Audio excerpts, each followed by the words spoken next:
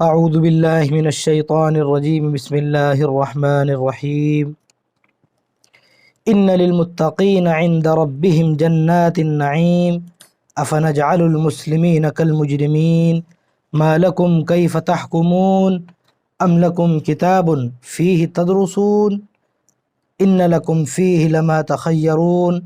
جیسا کہ آپ کو معلوم ہے کہ ہم نے بتایا تھا آپ کو اس صورت کے شروع میں کہ اس میں خاص طور سے نبی کریم صلی اللہ علیہ وسلم کو تسلی بھی دی گئی ہے، اور اسی کے ساتھ ساتھ کفار و مشرکین جو آپ پر اعتراض کرتے تھے ان اعتراض کا اللہ تعالیٰ نے جواب بھی دیا ہے۔ آپ کو مجنون کہتے تھے وہ، تو اللہ تعالیٰ نے ایک دم بالکل اسٹارٹنگ میں کیا کہا، ما انت بنعمت ربک بمجنون، کہ آپ اپنے رب کے فضل سے آپ دیوانے نہیں ہیں۔ اور اسی طرح مشرکین کو ڈرایا دھمکایا گیا ہے۔ انذار و تنبیہ کا پہلو بھی، انذار مطلب ڈرانا، تنبیہ مطلب متنبہ کرنا، تنبیہ کرنا جانتے ہیں آپ، یہ پہلو اس کے اندر اختیار کیا گیا ہے۔ اب دیکھیے وہ باغ والے کا قصہ بتایا گیا تھا، اور باغ والے کا قصہ جو ہے ذکر کر کے گویا کفار و مشرکین کو کہا تھا کہ ہم نے مال و دولت تمہیں دی ہے، اس کا مطلب یہ نہیں ہے کہ آپ حق پر ہیں۔ آپ کو یہ بھی بات میں نے بتائی تھی کہ کفار و مشرکین کے اندر ایک غلط فہمی کیا پیدا ہو گئی تھی کہ اگر ہم غلط ہوتے تو یہ سب ہمیں مال و دولت کیوں ملتا، اللہ نے ہمیں اتنا نواز رکھا ہے، اتنا نواز رکھا ہے، تو ہم تو بالکل ایک دم صحیح راستے پہ ہیں، ہمیں مت سکھاؤ، اپنے آپ کو دیکھو۔ تو وہ گھمنڈ کرتے تھے اور انہیں بڑی غلط فہمی تھی۔ تو اللہ تعالیٰ نے جو پیچھے باغ والے کا قصہ ذکر کیا تھا، امید ہے کہ آپ کو وہ یاد ہوگا کہ وہ باغ توڑنے گئے تھے، تو اس سے اللہ تعالیٰ نے یہ ظاہر کرنا چاہے کہ جس طرح وہ باغ والے ہلاک ہو گئے، تو اسی طرح ہم نعمت دینے کا مطلب یہ نہیں کہ آپ بالکل صحیح راستے پر ہیں۔ تو وہ گویا ایک ڈرانے والا پہلو تھا۔ اور تیسری بات میں نے آپ کو ایک یہ بتا رکھی ہے، اور اکثر بارہا بتائی ہے آپ کو، کہ جب بھی جو ہے قرآن میں ذکر ہوتا ہے ڈرانے کا، جہنم کا، عذاب کا، تو فوراً اللہ تعالیٰ جو ہے جنتیوں کا، متقین کا تذکرہ کر دیتے ہیں۔ تو دیکھیں لاسٹ ٹائم جو ہم نے آیات پڑھی تھی، کذالک العذاب والعذاب الآخرۃ اکبر، ایسا ہوتا ہے عذاب جیسا ہم نے ان کو سکھایا تھا، ان کو جو ہے چکھایا، کن کو؟ باغ والوں کو۔ اور والعذاب الآخرۃ اکبر، آخرت کا عذاب تو اس سے کہیں زیادہ بڑا ہے۔ تو اس کے بعد دیکھیے فوراً تذکرہ ہو رہا ہے ان للمتقین عند ربهم جنات النعیم، ایک باقاعدہ ربط ہے۔ ایسا نہیں ہے کہ جو ذہن میں آیا اللہ تعالیٰ نے نازل کر دیا، جو بھی اللہ تعالیٰ کو کچھ کوئی بات کہنی تھی بس نازل کر دی، ایسا کچھ نہیں ہے قرآن میں۔ قرآن میں باقاعدہ ایک ترتیب ہے، پوائنٹ ٹو پوائنٹ بات چلی آ رہی ہے، ایک کا دوسرے سے کچھ نہ کچھ کیا ہے، اٹیچمنٹ ہے۔ بعض مرتبہ کیا ہوتا ہے کہ بعض کتابیں ایسی ہوتی ہیں کہ آپ نے ایک لائن پڑھی، اگلی دوسری لائن کسی اور مفہوم کی ہے، تیسری لائن کسی اور ٹاپک کی ہے، تو وہ کہیں نہ کہیں ویکنیس مانی جاتی ہے رائٹر کی کہ اس کو لکھنا ہی نہیں آتا۔ یا کوئی بچہ لکھے، آپ کسی بچے سے کہیں کہ جو ہے ایسے لکھیے، کوئی مضمون لکھیے، تو ظاہر سی بات ہے وہ کچھ کا کچھ لکھتا ہے۔ اس کو آپ کہیے کہ جو ہے اپنے پیرنٹس پر کوئی وہ لکھے بات، تو وہ جو ہے کچھ کا کچھ لکھ دیتا ہے۔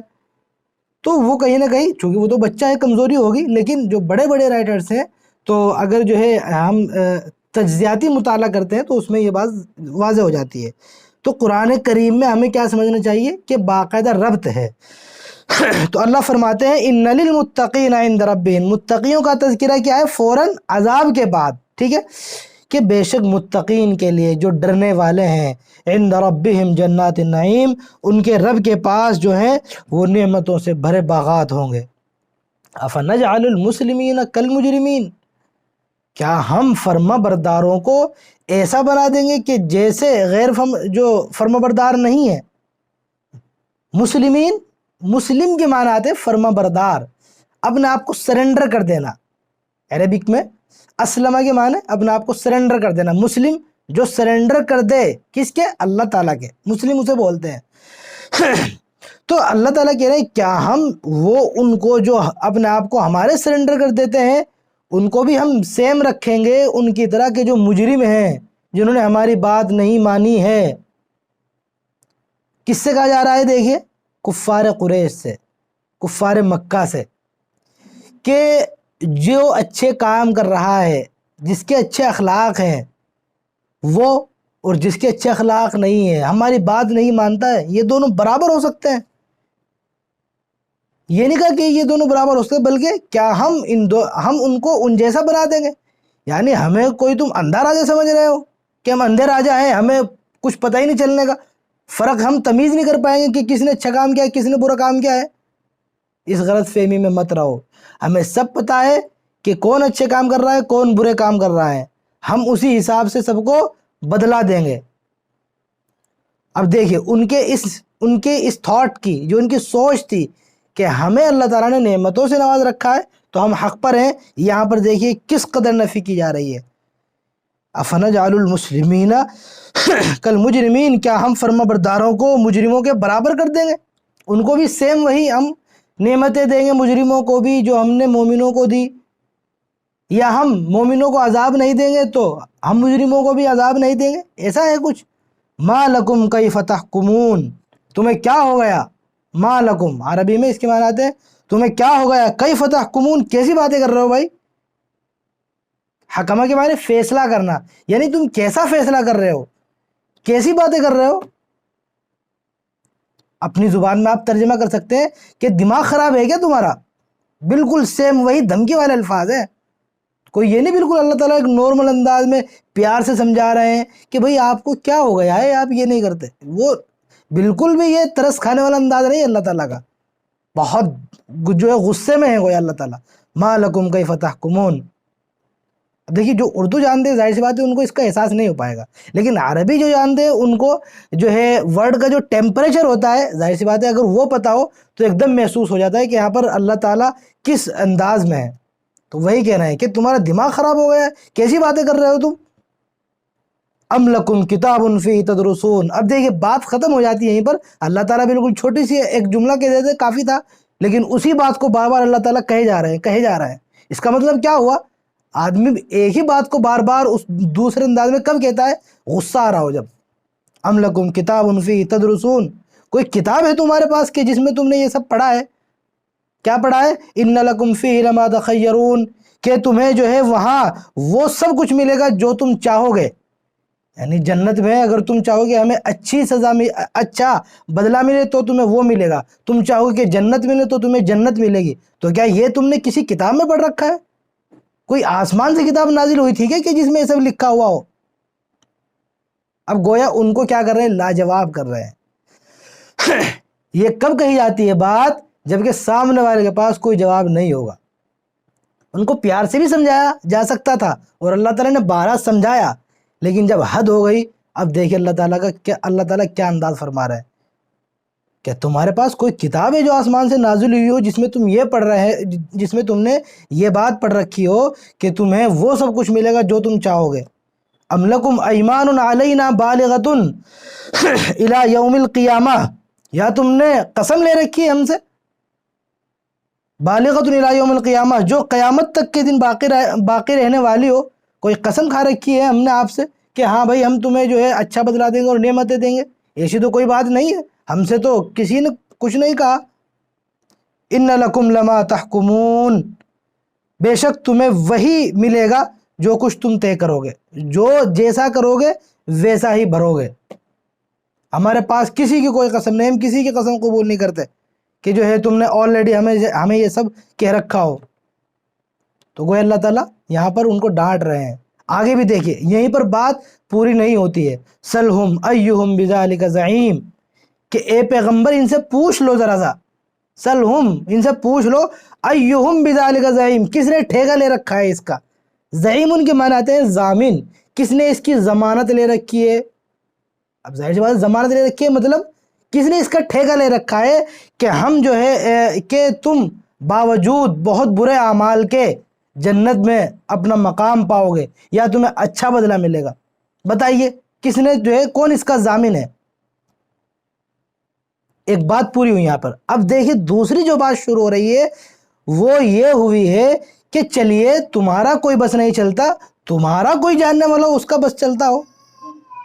ہوتا کیا ہے، مثال کے طور پر آپ جو ہے کوئی شخص کسی کیس میں پھنس جاتا ہے تو وہ کیا کہتا ہے کہ ارے جا کر ہمارا نام لے دو، ہماری جو ہے بہت پاور ہے، ہمارا نام لے دو.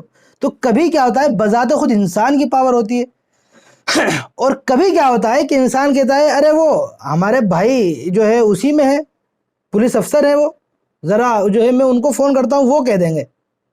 تو آدمی اپنے کسی جو رشتہ دار ہوتا ہے یا کوئی جاننے والا دوست ہوتا ہے اس کا سہارا لیتا ہے. تو اللہ تعالیٰ کہہ رہے ہیں کہ اگر تمہارے اندر ہمت نہیں ہے تو کسی اور کو بلا لو تم. ام لہم شرکاء، کیا جو ہے ان کے کوئی کچھ شرکا ہیں. شرکا یعنی وہ معبود کہ جن کی وہ پوجا کرتے تھے، سیدھا سیدھا ایک دم ان کی طرف نشانہ ہے ان کے بتوں کی جانب. یعنی کفار و مشرکین کو تو لاجواب کر ہی دیا اللہ تعالیٰ نے کہ تمہارے پاس کوئی دلیل نہیں ہے، اپنے پاس سے یہ سب تم نے باتیں گڑھ رکھی ہیں. اب پلس میں ان کے بتوں کو بھی برا بھلا کہا جا رہا ہے. کیا کہا جا رہا ہے؟ ام لہم شرکا، کیا ان کے وہ شریک کے جن کو انہوں نے شریک کر رکھا ہے اللہ تعالیٰ کی عبادت میں، کیا ان کے کچھ شرکا ہیں، کچھ دوست ہیں، آپ دوست کر لیجئے، کچھ شرکا ہیں. فَلْيَأْتُوا بِشُرَكَائِهِمْ إِن كَانُوا صَادِقِينَ، تو پھر یہ لے آئے انہیں شریکوں کو، ان کو لے آئے، ان سے کہلوا دے. فَلْيَأْتُوا بِشُرَكَائِهِمْ إِن كَانُوا صَادِقِينَ، اگر یہ سچے ہیں. باقاعدہ کانفیڈنس کے ساتھ کہی جا رہی ہے پوری بات، یہ نہیں کہ بہت ہی جو ہے آہستہ انداز میں کہی جا رہی ہے کہ اگر سچے ہیں تو ان سے کہلوا کر دکھلا دو. یوم یکشف عن ساق ویدعون الی السجود فلا یستطیعون، یہاں پر وہ جو غصے کا پہلو تھا وہ ختم ہو گیا. اب آگے اللہ تعالیٰ کہہ رہے ہیں کہ اب دیکھنا یہ تو ہم نے ان کو دنیا میں بتا دیا کہ تم لاجواب ہو، کچھ نہیں کر سکتے. یہ جو تم سوچ رہے ہو یہ بالکل باطل ہے، اس کا کہیں سے کہیں تک کوئی تعلق نہیں ہے. اس سے دیکھیے، اس سے جو ہے ہمیں ایک بات اور معلوم ہو رہی ہے جو اس میں نہیں لکھی ہوئی ہے. مطلب کیا ہوا، انسان کی جو بھی سوچ ہو، تھاٹ ہو، اس کی کوئی نہ کوئی کیا ہونی چاہیے، دلیل ہونی چاہیے. یہ نہیں کہ آپ بس نہیں یہ تو میرا ماننا ہے، بس میں مانتا ہوں، بھائی دلیل کیا ہے؟ ارے بھائی دلیل نہیں پتہ مجھے کیا ہے، لیکن یہ میرا ماننا ہے، تو وہ غلط، ایک دم وہ بالکل جو ہے غلط بات ہے. اس کی کوئی اہمیت نہیں ہے. تو آدمی جو بھی تھاٹ رکھتا ہے، سوچ رکھتا ہے، اس کے پیچھے ایک نہ ایک کیا ہونا چاہیے، دلیل ہونی چاہیے. تو یہ بات ہمیں اس سے پتہ چلی جو اس میں نہیں ہے، لیکن ہمیں اس سے پتہ چل جاتی ہے. اگر اللہ کہہ رہا ہے یوم یکشف عن ساق ویدعون الی السجود فلا یستطیعون، کہ جس دن جو ہے پنڈلی کھول دی جائے گی. اس کے مفسرین نے کئی مطلب بیان کیے، یہ بھی اس سے مراد ہے کہ قیامت کے دن گویا اللہ تعالیٰ کا ظہور ہوگا اور اللہ تعالیٰ گویا اپنی پنڈلی کھولیں گے. اب ضروری نہیں کہ اللہ تعالیٰ کی پنڈلی ہو، جیسے ہم نے بتایا تھا کہ ہاتھ ہے اللہ تعالیٰ کے. قرآن کریم میں یدن کا ورڈ یوز ہوا ہے، یدن کا مطلب ہینڈ، کہ اللہ کے ہینڈ میں جو ہے پوری کیا ہے، بادشاہت ہے. اب یہ نہیں کہ ہینڈ میں ہے، مطلب قبضے میں ہے. تو وہی اللہ تعالیٰ کہہ رہے ہیں کہ جس دن پنڈلی کھول دی جائے گی، وَيُدْعَوْنَ، تو ظاہر سی بات ہے وہ پنڈلی دیکھ کر سب لوگ کیا ہو جائیں گے، فوراً بڑے اس میں آ جائیں گے، ایک دم سجدہ کرنے کے لیے دوڑ پڑیں گے. وَيُدْعَوْنَ إِلَى السُّجُودِ، اور انہیں سجدے کے لیے بلایا جائے گا. فَلَا يَسْتَطِيعُونَ، تو یہ سجدہ نہیں کر پائیں گے. کفار و مشرکین کو ابھی سے بتایا جا رہا ہے، بلکہ صرف انہی کو نہیں بلکہ رہتی دنیا تک جتنے بھی اللہ کو نہیں مانیں گے سب کو کہا جا رہا ہے. کیا کہا جا رہا ہے؟ کہ قیامت کے دن سب لوگوں کو کہا جائے گا کہ چلو مجھے سجدہ کرو. اللہ تعالیٰ سامنے ہوں گے. اس وقت تو کوئی نہیں جھٹلا سکتا کہ بھائی آپ اللہ تعالیٰ نہیں ہیں، کیونکہ سب انسان زندہ ہو کر جائیں گے، سب اپنی آنکھوں سے دیکھیں گے. تو کیا ہوگا، یدعون الی السجود، سجدے کے لیے ان سے کہا جائے گا. فلا یستطیعون، جو مومن ہوں گے وہ تو سجدے میں گر جائیں گے، سجدے میں چلے جائیں گے. لیکن جو کفار و مشرکین ہوں گے، جنہوں نے اللہ کی نہیں مانی ہوں گی، ان کی کمر جو ہے وہ تختہ بن جائے گی، سیدھی کی سیدھی رہے گی، وہ جھک نہیں سکتی. اب دیکھیں کتنی بے عزتی کا مقام ہوگا، سب جھکے ہوئے ہیں، وہ نہیں جھک سکتے. تو صاف اندازہ ہوگا، آدمی خود اپنی انسلٹ محسوس کرے گا کہ ارے یار ہم رہ گئے بھائی، تو خود انسلٹ محسوس کرے گا. اس وقت سجدے کا موقع بالکل نہیں دیا جائے گا. آگے اللہ تعالیٰ کہہ رہے ہیں فلا یستطیعون، تو وہ سجدہ نہیں کر پائیں گے. خاشعۃ ابصارہم ترہقہم ذلہ، ان کی نگاہیں نیچی ہوں گی. جیسے آپ نے اخباروں میں نیوز میں دیکھے ہوں گے، مجرمین جو ہوتے ہیں، مجرمین کوئی جو ہے چرس گانجا جو ہے ایکسپورٹ امپورٹ کرتے ہوئے پکڑا جاتا ہے، تو سامنے وہ سب جو ہے سامان رکھے رہتے ہیں اور ان سے مجرمین کو کھڑا کر کے ان کا فوٹو کھینچا جاتا ہے کلک کیا جاتا ہے. تو یہ نہیں کہ وہ شان سے کھڑے ہوئے ہیں بالکل آنکھیں دکھا رہے ہیں ایسے کھڑے ہوئے ہیں بالکل کہ جی لی ہمارا فوٹو کھینچے ہم نے بہت ہی اچھا کام کیا ہے، بلکہ وہ کیا، بلکہ آنکھوں پر پٹی باندھے رہتے ہیں اور نگاہ ایک دم ان کی نیچی رہتی ہے، کیونکہ وہ ذلت کا مقام ہے بھائی، وہ سب سارے دنیا کے سامنے بے عزتی ہو رہی ہے. تو وہی ہے خاشعۃ ابصارہم، ان کی نگاہیں جو ہوں گی وہ نیچی ہوں گی. نگاہیں نیچی یعنی وہ شرم محسوس کریں گے، بہت ہی زیادہ کھڑے کھڑے شرم محسوس کریں گے. گردن تو جھک جائے گی ان کی، لیکن یعنی کہ کمر بھی جھک جائے گی، کمر نہیں جھک سکتی ان کی، سجدے کے لیے ان کی کمر نہیں جھک سکتی. وَتَرْحَقُهُمْ ذِلَّةٌ، اور ان پر جو ہے وہ ذلت چھائی ہوئی ہوگی. وَتَرْحَقُهُمْ ذِلَّةٌ، رسوائی، ذلت ان کے اوپر چھائی ہوئی ہوگی. وَقَدْ كَانُوا يُدْعَوْنَ إِلَى السُّجُودِ وَهُمْ سَالِمُونَ، جس وقت یہ بالکل صحیح سالم تھے دنیا کے اندر، تب ان کو سجدے کے لیے کہا جا رہا تھا، تب تو انہوں نے کیا نہیں. یہ اللہ تعالیٰ یہاں پر کہہ رہے ہیں وَقَدْ كَانُوا يُدْعَوْنَ، اور اس سے پہلے ان کو بلایا جا رہا تھا إِلَى السُّجُودِ، سجدے کی جانب، وَهُمْ سَالِمُونَ، اس حال میں کہ وہ بالکل ٹھیک تھے. یہاں تو ان کی کمر کیا کر دی ہم نے، سخت کر دی. دنیا میں بالکل صحیح تھے، اگر یہ بات مان لیتے اور باقاعدہ ان سے کہا بھی جا رہا تھا کہ اللہ کی عبادت کرو، تو عبادت کرنے میں سجدہ بھی ہوتا، اس وقت سجدے کے لیے کہا جا رہا تھا، تو اس وقت انہوں نے بات نہیں مانی. تو اب اس کا جو ہے یہ عذاب وبال ہے.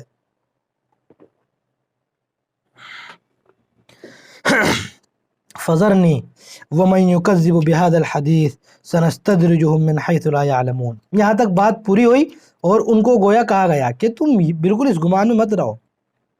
تم نے اپنا مال و دولت تو دیکھ لیا کہ بھائی آپ مال و دولت والے ہیں اور یہ مومنین خستہ حال ہیں، اس لیے ہم جو ہے باعزت ہیں، لیکن آپ اپنا کردار بھی تو دیکھو. اللہ تعالیٰ کو یہ بھی کہنا چاہ رہے ان سب آیتوں سے کہ اپنا کم سے کم کردار اخلاق تو دیکھ لو، اعمال دیکھ لو اپنے، کس قدر گرے ہوئے اخلاق اور اعمال ہیں. تو ہم جو فیصلہ کریں گے وہ اعمال و اخلاق کے حساب سے کریں گے.